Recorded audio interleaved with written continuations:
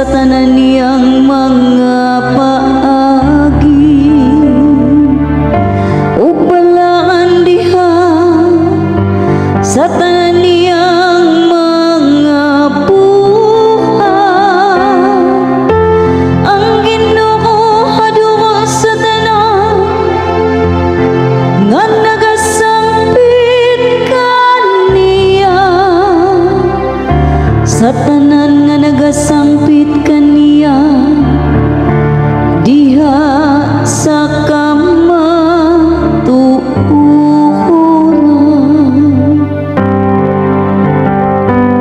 Haduol ang Ginoo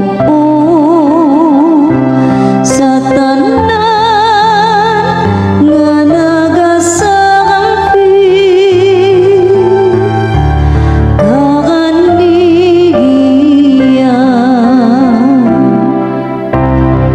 Gituman niya ang gipangandoy nila nga madlokon kaniya. Gidungog niya ang ilang singgit o giluwas sila. Ang Ginoo nagamping sa tanan nga nahigugma kaniya, apan ang tanang dautan iyang laglakagon.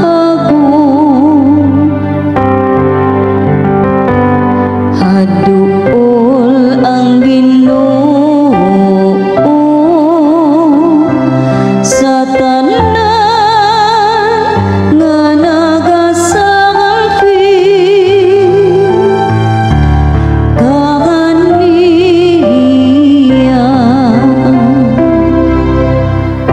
Magbungat unta ang akong